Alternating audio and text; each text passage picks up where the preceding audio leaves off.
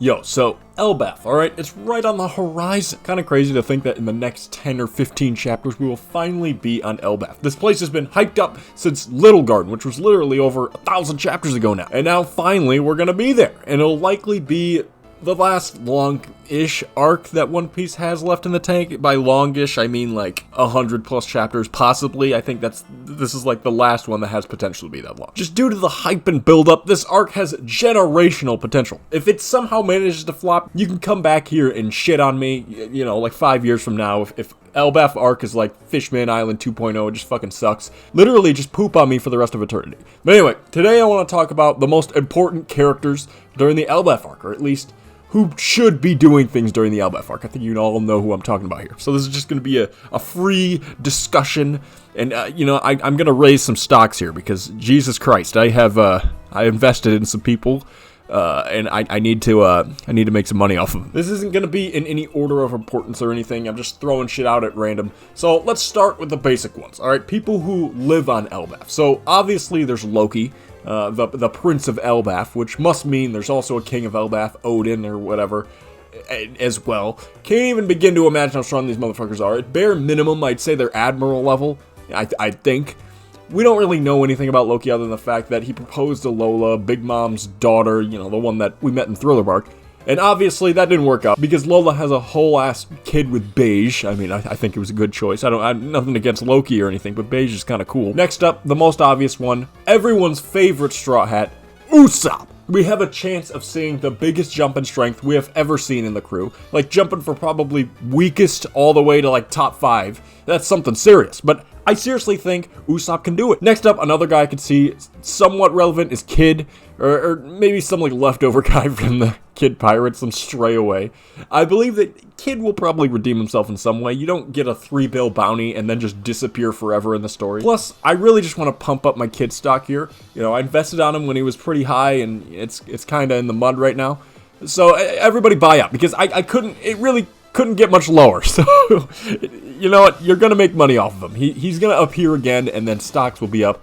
You'll be making profit. You'll be in the green. Another person is Robin. So, obviously the books from Ohara are all on ELBAF, so I'm going to assume we learn a shit ton about the Void Century in this arc. It's only right, really. Egghead has been teasing little bits here and there, but nothing straight up outright other than the fact that it was more advanced back then, and you know, all that, and whatever Vegapunk is going to say in the next couple chapters. And ELBAF will be where we actually dive all the way in. Oh, and another person, Saul. Saul has been chilling in ELBAF for the past like 22 years. He has had more than enough time to study up on everything in Ohara, so Saul probably knows just about everything in the world, I'm sure. And that's probably why Kid wanted to see him, the man with the burn scar. Saul might know where Laughtail is. If Saul isn't the man with the burn scar, then I genuinely have no idea who it is. It would have to be a character that we haven't met yet, but I kind of doubt that they're gonna do that. Anyway, so Shanks. I don't think he'll be on ELBAF. It's simply too early. Yes, we're probably gonna be like 1,130 chapters deep into One Piece, and Luffy still hasn't met up with Shanks yet, and it's still too early. But I think that the people on ELBAF will probably have heard stories about Luffy and accept him with open arms. Or, you know, the bad option, they hear about all the propaganda spread about him, like holding Vegapunk hostage or something, or Bardo going crazy, and not like him at first, but I kind of doubt that. Oh yeah, Dory and Broggy and the Enies Lobby's Giants. I think they'll kind of be sort of like Kinemon and the Akazaya 9 type of guys for ELBAF. Just a group that we've known for a mean-ass minute, and we're pretty chill with them. I doubt any of them are going to be, like, insanely important. Like, I don't think Dory and Broggy are the king's right-hand man or anything like that. I just think that they're going to be, like, above-average giants. You know, like, there's guys stronger than them, but they aren't weak whatsoever. I could be completely wrong, and I'm overrating the giant race here, or I'm underrating them, but whatever. Alright, now is the one that I've been wrong about time and time again. It's Dragon, of course, assuming he stops looking east for the first time in damn near 30 years. This should be his coming out party, and that's if he doesn't finish Egghead crazy, which honestly at this point, those chances look pretty slim. But Dragon has connection to Ohara. He knows that all of the books in Ohara are in ELBAF, so he's probably one of the few people that actually know that. Don't know why the fuck he didn't tell Robin that when she was in his company for 2 years, but I guess he was too busy looking east. It's a very tiring activity, alright? Just give him a break. Sometimes he forgets. He's human just like the rest of us. And he's Luffy's dad too, so he's gotta get his stupidness from somewhere. And I think if there's any arc for Big Mom to return, it'd probably be ELBAF. She has quite the history on ELBAF. She's not very liked on ELBAF. Plus, she's like part giant or whatever she is, and she has normal sized parents, so it's possible that we may get some sort of explanation for that. I thought we would in Egghead, but it doesn't look like that's gonna happen.